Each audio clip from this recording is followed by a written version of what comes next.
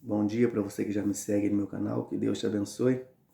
Estamos mais uma vez aqui junto para que possamos estudar a palavra de Deus. Eu tenho feito 2 vídeos, onde o título é Texto e o seu contexto, parte 1 e também parte 2. E hoje eu vou fazer aqui parte 3, porque ainda faltou alguns textos ali que, para que não o vídeo ficasse muito grande, eu fiz aí alguns temas, 4 ou 5 cada vídeo, e hoje eu vou fazer mais alguns aqui. E esses textos que eu tenho colocado aí dentro do seu contexto, é uns textos mais conhecidos que você, quando vai falar com alguém, as pessoas vão explicar para você, você já tem conhecimentos deles, mas você talvez conhece de uma forma errada, que você aprendeu assim. E ao fazer esse vídeo, eu estou colocando de modo claro e entendido para que você entenda também, à luz da palavra de Deus. São uns textos muito conhecidos, esses textos que eu estou colocando, falando sobre o seu contexto, porque muitas vezes você tem ouvido as pessoas pregarem sobre ele e tem até mesmo acreditado, né? Talvez, como eu falei nos vídeos anteriores, talvez existem muitas pessoas sinceras que não têm o conhecimento real dos contextos, que passam uma mensagem para você qual a Bíblia nunca desejou que você entendesse daquele jeito. E hoje eu vou explicar mais alguns deles aqui. Mas antes disso, vamos orar ao nosso querido Pai. Querido e grandioso Pai, graça te damos, Senhor, porque o Senhor é bom e a sua misericórdia dura para sempre. Ao estarmos mais uma vez aqui para estudar a tua santa palavra, que o seu Espírito Santo possa habitar em cada um de nós, para que possamos louvar e dar glória ao seu nome. É o que nós pedimos em nome do Senhor Jesus Cristo. Amém. Bom, os textos lidos fora do seu contexto cria os grandes problemas, né? Os grandes problemas que a gente tem visto por aí. As pessoas às vezes querem colocarem as suas ideias no texto. É algo que nós não podemos falar, como eu já tenho dito nos vídeos anteriores. Nós temos que deixar a Bíblia interpretar a Bíblia. Nós não devemos colocar as nossas ideias aqui dentro do texto. E hoje eu vou mostrar mais uma vez para você os textos aqui, os mais conhecidos que talvez você conhece, lido fora do seu contexto. E as pessoas causam uma grande confusão. E aí quando você vai explicar para ela o modo do qual ela pensa está errado sobre a palavra de Deus, ela simplesmente não quer ouvir, ou às vezes debate com você e não dá ouvido. Eu vou dar um exemplo aqui. Esses dias eu estava conversando com um irmão, ele disse que foi falar para um outro do sábado na palavra de Deus. Nossa, se quase brigaram, porque o outro irmão de outra denominação não aceita o sábado de jeito nenhum. Para ele é o domingo e ponto final, está decidido. Bom, sendo assim, né, a palavra de Deus nunca foi feita para ser discutida, cada um guarda o dia que quiser. Nós temos que lembrar que Deus nunca deixou esse dia para você escolher, que na Bíblia e para Deus sempre o dia dele vai ser o dia de sábado. Mas enfim, então, só estou ressaltando aqui algumas coisas que é ensinado que as pessoas acreditam. As pessoas não vão para a palavra de Deus, então elas acreditam naquilo que o homem fala e a sua consciência fica cauterizada para não abrir mais a sua mente e expandir para conhecer as verdades bíblicas. Isso é muito perigoso, que as pessoas hoje estão seguindo a doutrina de homem e deixando as coisas de Deus. E hoje nesse estudo você vai ver do que eu estou falando. Para começar, eu vou ler um texto aqui onde as pessoas lerem fora totalmente do seu contexto. Lembrando que a Bíblia, ela se interpreta sozinha. Nós só temos que acreditar naquilo que Deus deixou revelado nesse livro aqui para mim e para você. Em Deuteronômio 29 diz que as coisas encobertas pertencem a Deus, nosso Senhor. E as coisas descobertas pertencem a nós, para nós, nossos filhos, a qual Deus deixou revelado. Né? Então nós temos que contentar aqui, quando lemos aqui, porque tem muitas coisas aqui nesse livro que Deus não deixou revelado para nós. Por exemplo, o dia da sua vinda. Né? Então eu vou começar lendo um texto aqui, que geralmente no nosso meio evangélico, ou seja, no evangélico, pentecostal, neopentecostal, né, de que fala. Então tem muitas teorias aí que muitos irmãos acreditam, porque realmente não entenderam. E se você ler o texto com paciência, você vai entender que é um absurdo a pessoa que pensa desse jeito, que ensina, que faz ensinamento. E muitas pessoas têm aprendido assim. Hoje eu converso com várias pessoas, as pessoas dizem, você viu lá que a Bíblia fala que vamos ser arrebatados e de repente a sua roupa vai ficar aqui e você vai sumir. A Bíblia não diz nada disso. E se você quiser saber mais sobre esse assunto, nesse mesmo canal aqui tem um vídeo lá onde eu explico sobre o arrebatamento. E é sobre só esse assunto que eu falo nesse vídeo. E aqui eu só vou dar alguns ressaltos aqui para ver como os textos lidos fora do seu contexto. Os textos que eles usam para dizer que o arrebatamento vai ser secreto, que o texto não diz nada disso, eles lerem aqui o capítulo de Mateus 24, o versículo 40, 41 e o 42. Porque não podemos, como eu já disse, não podemos ler um ou dois versículos só do livro. Temos que ler mais, continuar lendo, né? Para que nós possamos compreender o que realmente o texto está dizendo. Então, o versículo 40 de Mateus 24 diz assim: estando dois no campo, será levado um e deixado o outro. Estando duas moendo no moinho, será levada uma e deixada a outra. Aí no 42 disse: portanto vigiai, porque não sabeis a hora que há de vir o vosso Senhor. Se eu ler o versículo 40 e o 41 e não ler mais, eu vou dar a entender que o texto está falando realmente que vai ter um arrebatamento secreto.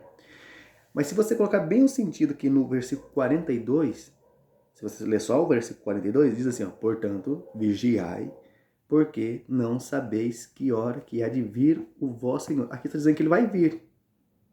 Mas se vai ter um arrebatamento secreto, por que o texto está dizendo que ele vai vir? Talvez já não tem nem cabimento uma coisa dessa. Eu não consigo entender, sinceramente, como uma pessoa pode ler, ou seja, a pessoa dizer que é um pastor um pastor, e ele conseguir ler isso daqui e tirar por sua cabeça que é um arrebatamento secreto. Tem que ter muita fé, ou então não entender nada de Bíblia, ou muito pouco. Né? A questão não é querer ser mais do que as pessoas. A questão é de estudar, é de leitura. Veja, e se você ver aqui anterior, você tem que ler o Mateus capítulo 24 inteiro, para você ter as suas conclusões. Não podemos ler apenas aquilo que nos interessa, querendo ensinar as coisas que a Bíblia não diz. Então, aqui diz que vai ser, aqui no versículo 37, diz assim, como foi nos dias de Noé. Como foi nos dias de Noé? Noé pregou durante 120 anos para o povo da terra, para as pessoas ímpias, dizendo que Deus iria destruir a terra, para eles se arrependerem dos seus pecados, né, pedir perdão a Deus, porque Deus ia destruir a terra. Aqueles homens tiraram sarro de Noé. Noé dizia que ia ter um dilúvio, mas por naquela época não havido nunca chovido, o que molhava a terra era só um sereno.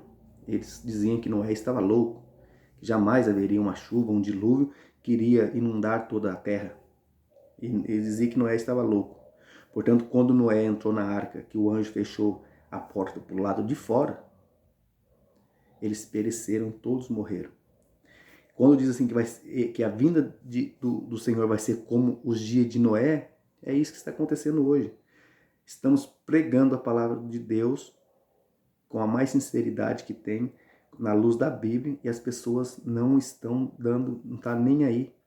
As pessoas estão seguindo aquilo que eles querem, seguindo o homem. As pessoas estão sendo fanáticas pelo pastor, pela pastora, pelo diácono, pelo não sei o quê, pela igreja. As pessoas têm um fanatismo pela igreja. Na verdade, as pessoas estão indo hoje para a igreja, dá a impressão que muitos estão indo, não é nem para adorar a Deus, estão indo por dizer que está indo, que são cristãos. Mas quando sai dali, vive as coisas mundanas, né? Gosta das coisas do mundo, bebida, no meio da onde não deveria estar, jogatina. Então, veja, as pessoas hoje estão escandalizando a palavra de Deus, né? Então, Cristo está dizendo assim, quando você menos esperar. Agora, deixa eu te fazer uma pergunta. Se quando Cristo vier e a pessoa que diz em crente estiver no meio de uma bebedeira, de uma jogatina, de tudo que é do mundo, dançando, você acha que Deus vai levar ela para o céu? Com sinceridade, eu tenho certeza para você, como diz aqui em Mateus capítulo 25, não irá.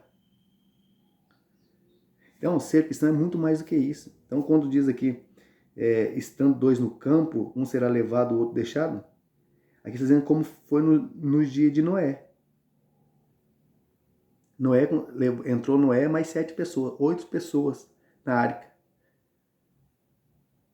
Então aqui não tem nada a ver com arrebatamento secreto, né? E quando lemos aqui Mateus capítulo 25,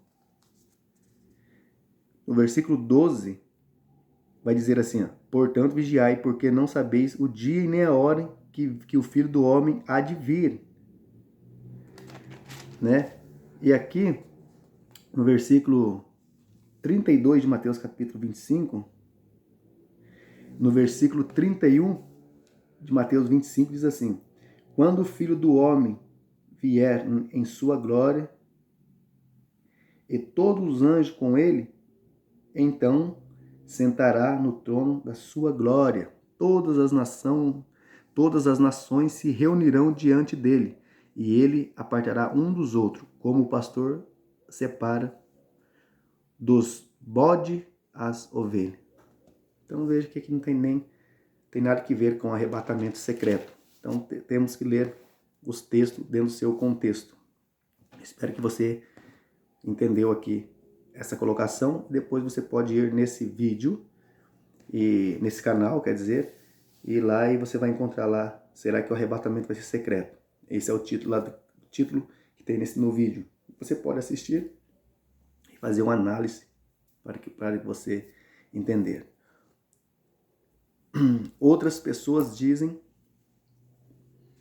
as pessoas hoje têm uma certa garantia, né? Certa vez, muitas feitas, você ouve alguém falar, olha, eu já estou na igreja faz 50 anos, 40, 30, 20, não importa.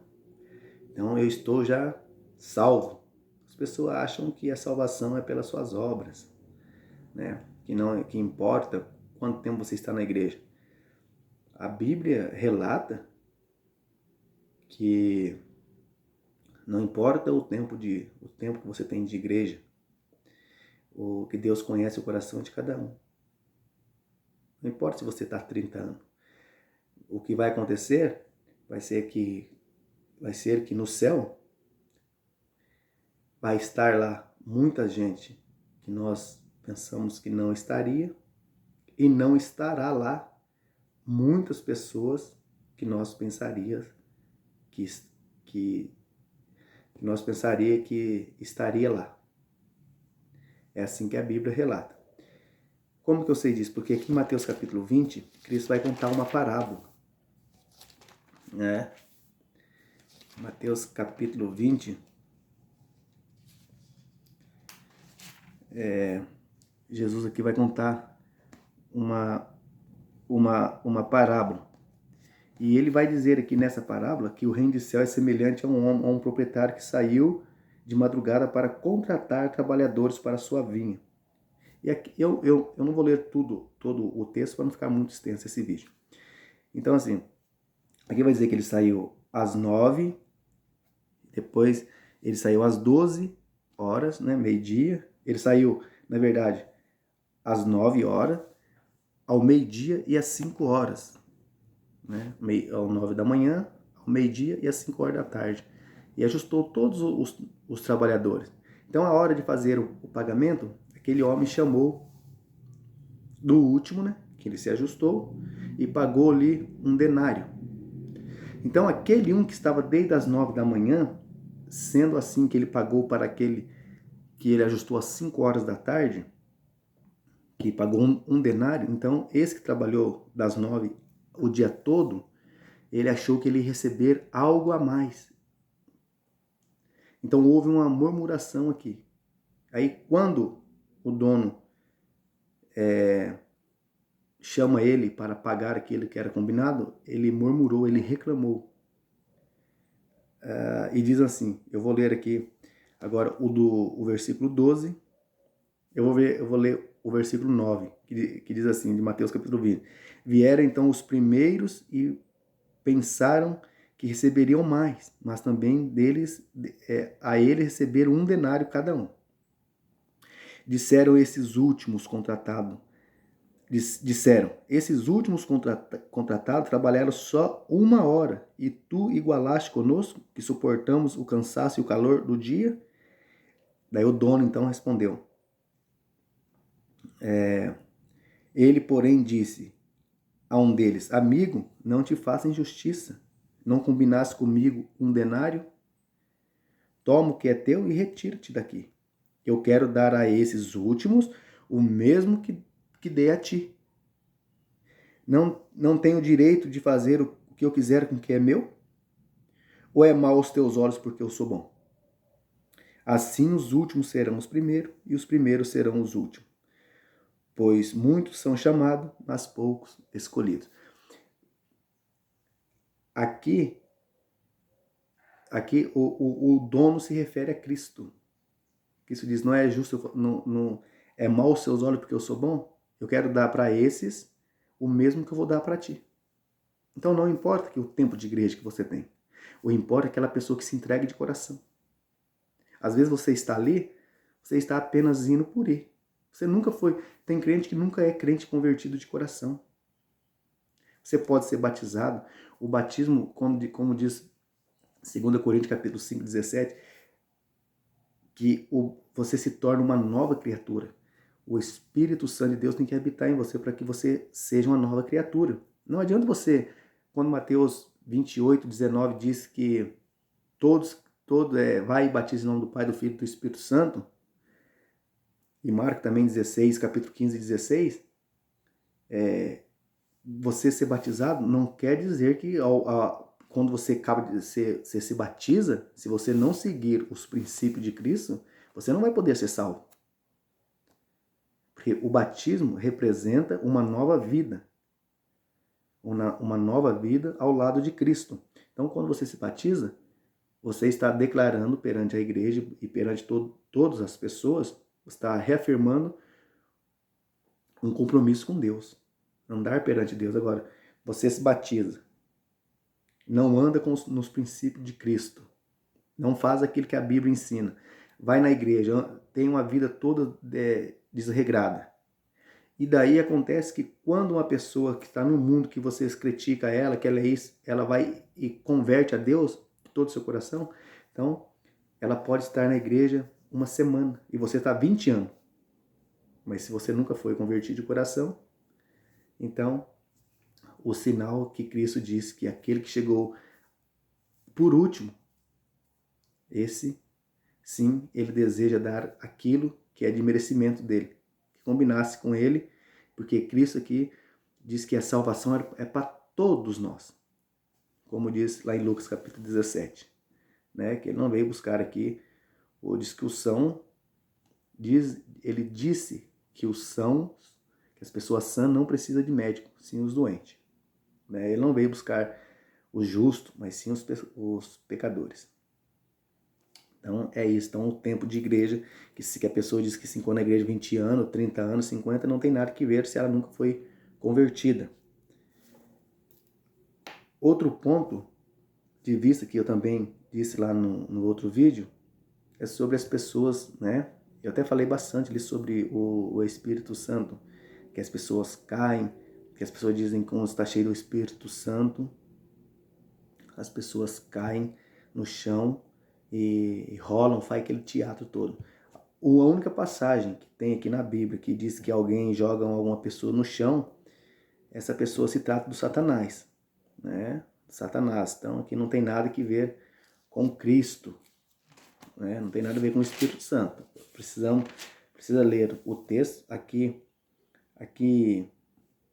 em Marcos capítulo 9, né? Do versículo Marcos 9, versículo 17.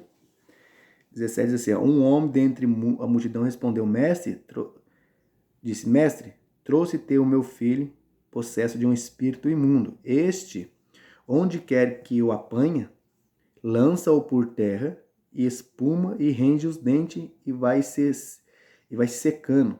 Roguei aos teus discípulos que expulsassem, mas eles não puderam. Veja, o texto diz que esse, quando pega, joga o menino por terra. Então, onde que joga as pessoas que por terra é Satanás. Não tem nada a ver com o Espírito Santo. Então, precisamos de entender esses pontos, porque quando você diz que está cheio do Espírito Santo, as pessoas dizem que você cai no chão, rola, grita, pula, faz tudo aquele teatro, tudo isso não tem nada a ver com a manifestação do Espírito Santo. Pelo contrário, aqui diz que o único que joga as pessoas por terra é Satanás. E a única pessoa que tem procurado derrubar os cristãos é justamente ele. Imagina, o Espírito Santo tem poder, claro, teria prazer em jogar uma pessoa no chão. Eu acredito para você que não. Né? Então precisamos de entender mais os textos. E as pessoas dizem que para ter o Espírito Santo, a pessoa precisava ser batizada com o Espírito Santo em línguas. Eu já falei também sobre esse assunto, só vou reforçar aqui alguns pontos talvez que eu deixei de falar, porque o assunto é muito amplo. E também tem um vídeo que eu fiz sobre o dom de língua. Você pode ir nesse canal aí e procurar que você vai encontrar lá sobre o dom de língua. E aqui em Gálatas, capítulo 5,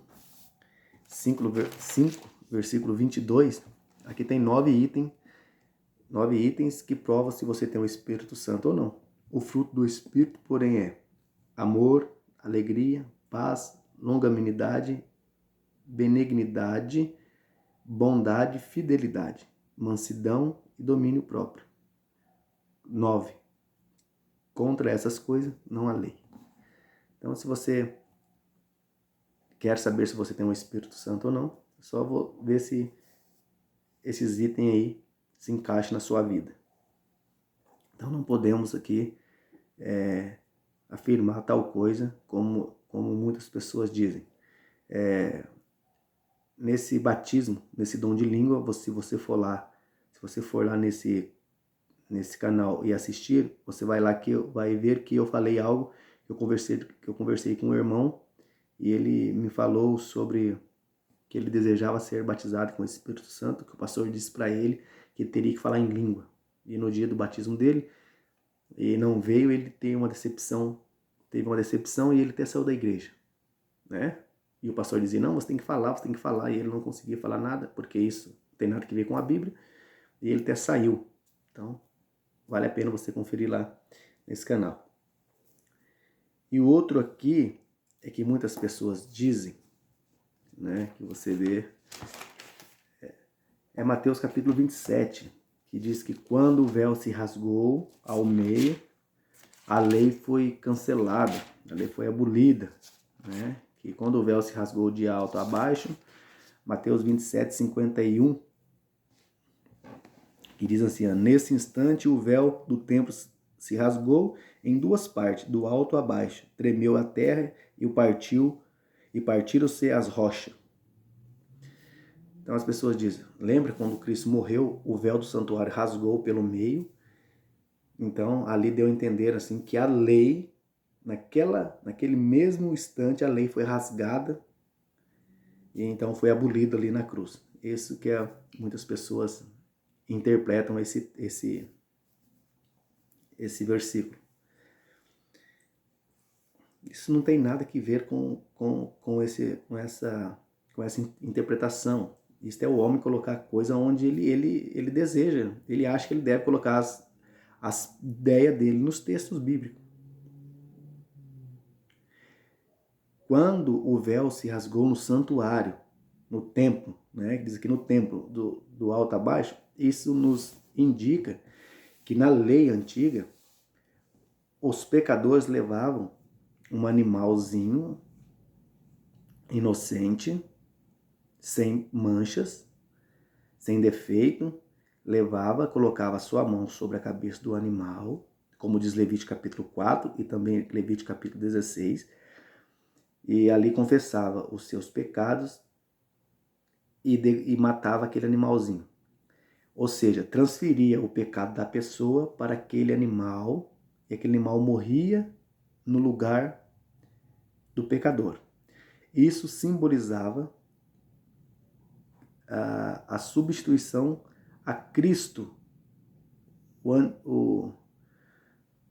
porque Cristo viria, aquele animalzinho representava Cristo, inocente, que morreria pelo pecador. Então, quando Cristo veio, essa lei, essa função não existiria mais. Por quê? Porque Cristo pagou o pecado por mim e por você naquela cruz. Então, esse ritual não precisou mais de ser feito, de ser praticado. Por isso que o véu se rasgou, porque na tenda, no santuário, para você entender isso, você teria que fazer um estudo sobre o santuário, né? E aqui, claro, eu não vou ter tempo para explicar tudo isso, mas só para você ter uma ideia, tinha o lugar santo e o lugar santíssimo, né? Por isso ali que é dito que o véu rasgou de alto a baixo. Então essa lei, essa cerimônia que era feito, isso não precisou de mais continuar sendo feita, porque Cristo pagou naquela cruz o preço do pecado. Ele levou sobre ele, como diz Isaías capítulo 53. Né? Então, aqui não tem nada que se tratando de lei, que a lei foi abolida, porque quando Cristo morreu, o véu do templo se rasgou e a lei foi abolida. Aqui não está dizendo nada sobre isso. Tá? Então, outro texto, 1 Coríntios capítulo 11. Aqui vai falar sobre o véu. Aqui tem dois pontos em 1 Coríntios que eu quero destacar para você. Primeiro é sobre o uso do véu. Umas igrejas destacam aqui que a mulher tem que usar o véu na cabeça, como fazem os nossos irmãos da igreja cristã, a qual eu respeito muito. Tem irmãos que é da igreja cristã e a qual eu respeito, né? Só que o véu aqui não tem nada que ver com isso, com o uso do véu, né? Aqui se trata de costume e tradição. Temos que ler um pouco de teologia historicista, né? De tradição, as histórias. Porque veja que Paulo aqui está em Corinto, né? Uma terra pagã. Então Paulo está ensinando. E aqui muitas prostitutas também estavam usando o véu, né? Então Paulo aqui começa a dar conselho, né? Se julguem entre vocês se é de fato o costume de usar o véu ou não, porque Paulo vai dizer aqui, no versículo 15 de 1 Coríntios capítulo 11. Mas ter a mulher o cabelo comprido lhe é honroso, pois o cabelo lhe foi dado em lugar do véu. Se, contudo, alguém quiser ser polêmico, em outras traduções dizem contencioso, nós não temos tal costume, nem as igrejas de Deus. Então veja, aqui é costume, que se trata de tradição, aqui não tem nada a ver se usa o véu ou não, porque Paulo é claro de dizer que o cabelo da mulher foi dado no lugar do véu. É desonroso para a mulher tosquiar a cabeça, raspar a cabeça. Mas Paulo não está dizendo aqui que é proibido cortar o cabelo. Não há nada demais se a mulher quer usar o véu na cabeça. Isso é questão de tradição. Se quiser usar o véu, se não quiser, não usa. Mas Paulo dizendo, o cabelo foi dado no lugar do véu. Então a mulher, lá se trata de tradição. Portanto, que Paulo diz, nós não temos tal costume, nem as igrejas de Deus. As igrejas de Deus não têm esse costume. Então usa se você quiser, isso é uma tradição. Agora, o engraçado é que quando se trata desse assunto, as pessoas não entendem, aí coloca regra em tudo isso aqui, mas tudo fora. Dizem que não pode fazer isso no cabelo, não pode fazer aquilo, não pode cortar o cabelo, porque desonra, escandaliza a Deus. Agora deixa eu fazer aqui uma composição para você. Dança dentro da igreja. Dança dentro da igreja. Música mundana dentro da igreja com o nome de Deus. Diz que é o gospel evangélico. Não usam a Bíblia como regra e prática de fé. Vivem no meio de bebedeira e jogatina e tudo mais. Isso não escandaliza a palavra de Deus. Agora, cortar o cabelo aqui escandaliza a palavra de Deus. A hipocrisia é tanta. É muita hipocrisia. Então, temos que pensar que nós temos que ter princípios.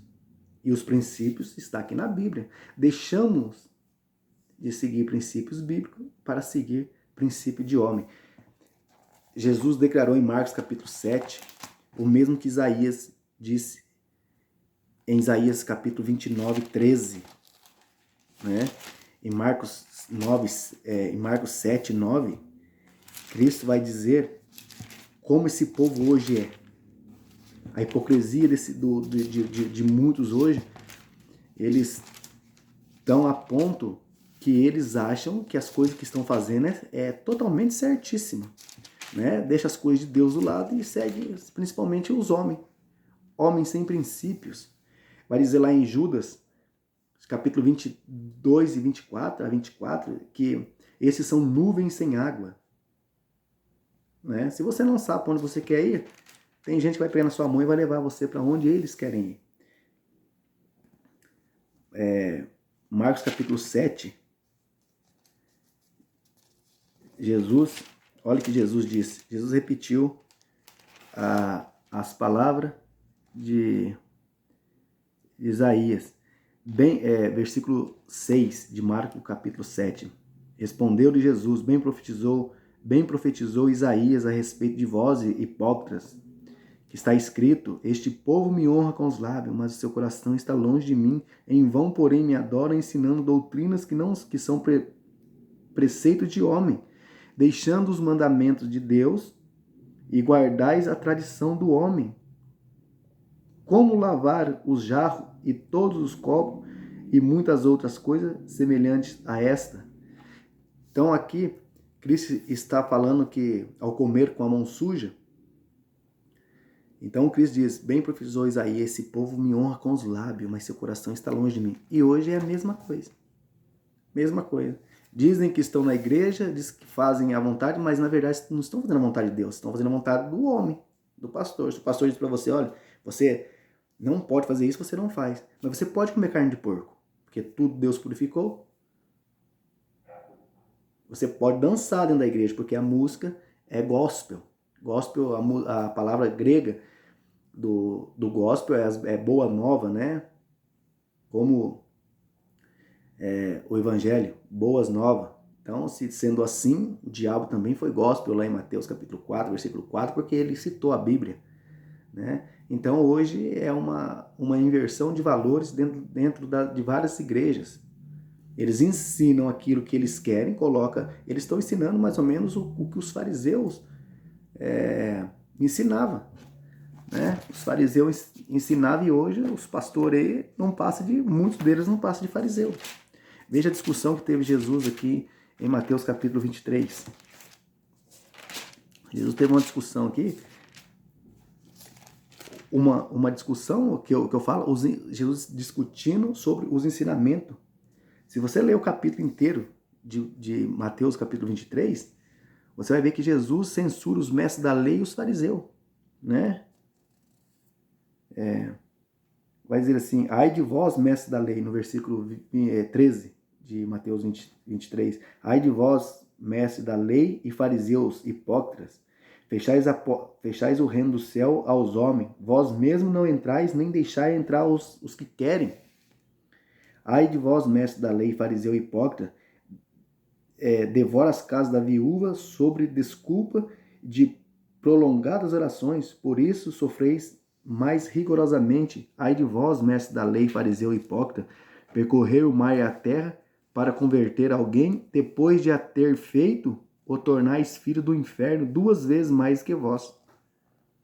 Olha, depois que vocês decorrem todos os lugares querendo converter o povo à sua religião, depois vocês fazem dele os filhos do inferno 2 vezes mais que vós. É hoje que nós vemos por aí. As pessoas dizem que está ganhando alma, dizem que está fazendo isso, fazendo aquilo, mas os princípios bíblicos não é ensinado. Hoje eu particularmente converso com vários irmãos de várias denominações, ao qual eu respeito cada um deles, embora eu não compactuo com as opiniões deles, né, que são totalmente distorcidas da palavra de Deus, mas eu respeito muito. E eles aprendem coisa que a Bíblia nunca quisesse que eles aprendessem, mas ele acredita. Por quê? Porque as pessoas hoje querem converter a pessoa naquilo que eles acreditam, não naquilo que a Bíblia diz. Olha, eu acredito que você pode comer de tudo, então você coma também. Eu acredito que pode beber vinho, ou cerveja, ou uísque, ou outra coisa, você pode beber também, só não pode se embriagar. Então, fazendo assim, ele consegue cauterizar a sua mente e você começa a entender que tudo pode. Mas os princípios bíblicos ficam do lado. Hoje você aprende mais do que pode, e quando você vai para a palavra de Deus que diz que não pode, a pessoa já diz que a palavra de Deus está errada e o homem está certo. Aí é uma inversão de valores. Não podemos pensar isso. Temos que ficar com a palavra de Deus. Então, tomamos muito cuidado. E aqui no versículo 16 diz, ai de vós, condutores cegos, que dizeis, aquele que jurar pelo templo, isso nada é. Mas aquele que jurar pelo ouro do templo, este é devedor. Né? Aqui está falando aqui sobre o honrar pai e mãe. Mas então temos que tomar muito cuidado, né, com as tradições. E como eu estava dizendo aqui em 1 Coríntios, então eu ressaltei ali a primeira, que é o véu. E o segundo de 1 Coríntios capítulo 11 é a Santa Ceia, né? Eu quero destacar também aqui a Santa Ceia. O que Paulo está dizendo aqui sobre a Santa Ceia? Hoje ouvimos falar que na Santa Ceia é feito só para os anjos, né? Parece que aqui é para quem não tem pecados. As pessoas dizem que a Santa Ceia parecia que tinha que ser só para anjos, que eles têm a aurélia, né, na cabeça, né? E dá a entender assim que são para santos. A Santa Ceia é para pecadores, como eu e como você. Não é para o santinho, né? Quando vê a Santa Ceia, quando Paulo está dizendo aqui, Paulo vai começar dizendo assim, ó, nisso que vos dizei-vos, não vos louvo, pois vos reunis para melhor, não para pior. Antes de tudo, ouço que quanto reúnes na igreja, há entre vós divisão, e em parte eu creio. Então, Paulo está dizendo que quando vocês se reúnem para fazer a Santa Ceia, eu sei que entre vocês tem distinção de pessoas, tem divisões em grupo, né? E hoje o que mais vemos é isso. Dentro da igreja parece que todo mundo, isso é em todas as igrejas, né? Agora todas é no todos mesmo. É na igreja adventista, é na igreja tal, isso é em todos os lugares. Tem aquele grupo de pessoas, parece, como falamos, uma panelinha, né? Isso tem em todas as igrejas. Na igreja adventista do sétimo dia também tem. Né? Não pensa que não tem, que tem também. Mas aqui, se tratando, aqui não está dizendo de divisão entre as pessoas mais boas e mais ruins. Embora muitas pessoas vai a panelinha naquelas pessoas que elas mais conhecem, né? Aquelas pessoas mais chegadas. Então, fica ali aquele grupinho de pessoas. Isso vai ver em todo lugar, no mundo todo, né? Mas aqui Paulo está dizendo na hora de tomar a Santa Ceia, que cada um, eles parava ali em frente ao altar e cada um comia, não respeitava, não estava esperando os outros para participar junto. E é isso que Paulo está tratando aqui em 1 Coríntios capítulo 11, dos versículos 17 em diante, né? Paulo vai dizer assim, não tendes casa onde comer e beber? Ao menos desprezai a igreja de Deus, e com vergonha aos que nada têm. Que vos direi? Eu vos louvarei? Claro que não. Portanto, eu recebi do Senhor aquilo que também ensinei, que o Senhor Jesus, na noite em que foi traído, tomou o pão. Aí continua, né? Tendo dado graça, partiu e tal. Aí no versículo 17 diz, portanto, qualquer que comer o pão ou beber o cálice do Senhor, indignamente será culpado do corpo e do sangue do Senhor. Ou seja, aquele que escandalizar, né? Então temos que ter reverência na Santa Ceia, uma reverência diante de Deus. Aqui não está dizendo que toma a Santa Ceia aquele que não tem pecado. Então, sendo assim, ninguém na face dessa terra poderia tomar a Santa Ceia. Mas quando diz que você tem que se examinar, tem que se examinar entre você e Deus. Se você está com algum problema, algum tipo de coisa que não foi resolvido na sua vida, eu vou dar um exemplo. Se você é uma pessoa que está ali fazendo algo de mal, usando droga, usuário, e prostituição, e você ainda não se converteu a Deus, quer pedir para Deus de coração que você quer sair disso, dessa vida, não quer fazer mais esse tipo de coisa, você vai e pede a Deus, você faz um autoexame do seu corpo, da sua mente, então você pode tomar também aqui a Santa Ceia. Porque a Santa Ceia não é feita, como eu falei, para os que não têm pecado. É para todos, mas temos que ter moderação e temos que ter reverência diante de Deus, para que todos os irmãos compartilhem da mesma ceia de Cristo, não cada um do seu modo, mas como Paulo tem ensinado aqui, que devemos compartilhar do mesmo pão e do mesmo sangue aqui na Santa Ceia. E é um absurdo as pessoas dizerem que os casais de segunda união não podem tomar a Santa Ceia. Se a Bíblia não diz nada sobre isso aí, é como eu tenho dito, isso é coisa, invenção do homem. Não podemos acolher aquilo que o homem anda falando disso, se não tem base nenhuma bíblica. E aqui também eu vou fazer aqui um ponto muito interessante, que as pessoas dizem hoje que tudo podemos fazer, né? Ou seja, como eu tinha dito, de música mundana nas igrejas, tudo esse tipo de coisa, Filipenses capítulo 4, versículo 8, diz assim, quanto mais, irmãos, tudo que é verdadeiro, tudo que é honesto, tudo que é justo, tudo que é puro, tudo que é amável, tudo que é de boa fama, se há alguma virtude e se há algum louvor nisso, pensais. Então devemos pensar, colocar os nossos pensamentos naquilo que é bom, não naquilo que é do mundo, naquilo que é mundano. Porque hoje parece que tudo que está mundano está indo para dentro das igrejas, né? As igrejas hoje estão muito cheias, porque as pessoas estão pegando as coisas aqui do mundo e levando lá para dentro das igrejas. Isso atrai muitas pessoas. Porque hoje as pessoas estão dando exemplo que não precisam ir mais para o forró, né? O forró aqui fora da igreja. Hoje pode ir dentro da igreja, dançar lá dentro. Hoje não precisa ouvir música mundana aqui fora, no rádio. Pode ir na igreja, que lá também tem. Então, temos que pensar em todas essas coisas. Ore a Deus, pede a Deus entendimento, né? Hoje, nos dias de hoje, essas coisas têm muito acontecido. Bom, então eu falei aqui sobre esse tema que eu marquei aqui e é isso que nós desejamos, que nós tenhamos mais comunhão com Deus e deixamos de lado as coisas do mundo. Devemos ter mais comunhão com Deus, ler mais a Bíblia, para que possamos cada vez mais entendermos da palavra de Deus.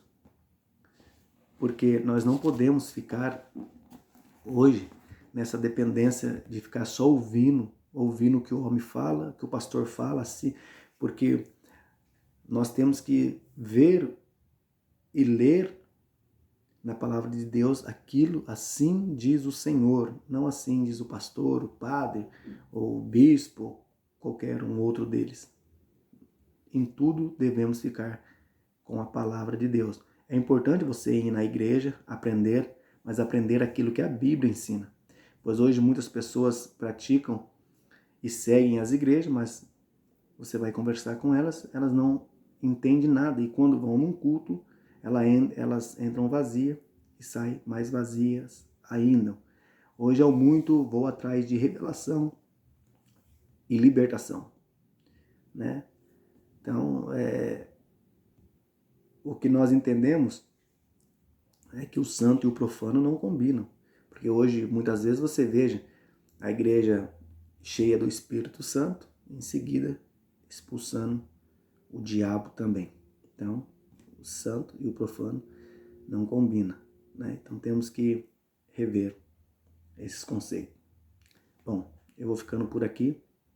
Antes de terminar esse vídeo, eu quero contar uma breve frase que foi perguntado ao nosso querido professor, pastor Leandro Quadros. Certa vez perguntaram para ele por que o diabo não se manifesta na igreja adventista do sétimo dia. A resposta dele foi clara, né? E ele disse, bom, na igreja adventista do sétimo dia, o diabo não se manifesta porque quando reunimos no culto, em louvor, adoração a Deus, nós só invocamos o nome de Deus. Nós não invocamos o nome do diabo. Porque qual seria o sentido de nós invocarmos o diabo para ele se manifestar e logo em seguida ter o trabalho de expulsar? Então é por isso que o diabo não se manifesta na igreja adventista. Pode ser que, talvez em algum momento, creio que, como a gente só vai louvar a Deus, creio que a mão de Deus está sobre cada um de nós e nessa igreja também, ele vai se manifestar. Mas isso é bem pouco provável. Bom, sendo assim, peço que Deus te abençoe, que você continue fazendo seus estudos bíblicos. Em seguida desse vídeo, eu estarei gravando um outro vídeo que é continuidade para conhecer mais a Bíblia Sagrada e as suas origens. Para você, que Deus te abençoe. Antes de nós fecharmos esse estudo, eu gostaria de orar com você. Feche seus olhos e curva sua fronte. Pai querido, Pai de amor, obrigado, Senhor, por mais esse estudo, onde conhecemos as suas verdades bíblicas, Senhor. Eu não sou o dono da verdade, Senhor, mas Tu és. Tu és aquele que sabe de tudo, meu Pai. Embora ficamos com aquilo que o Senhor nos tenha revelado, pois aquilo que o Senhor não revelou, o Senhor não quisesse que nós soubéssemos. Mas quando o Senhor vir, com certeza o Senhor revelará para cada um de nós. Muito obrigado, meu Pai, que o Senhor fique comigo e com essa pessoa que vai fazer esse estudo. É o que nós pedimos em nome do Senhor Jesus Cristo. Amém. Amém? Muito obrigado, eu te espero no próximo vídeo.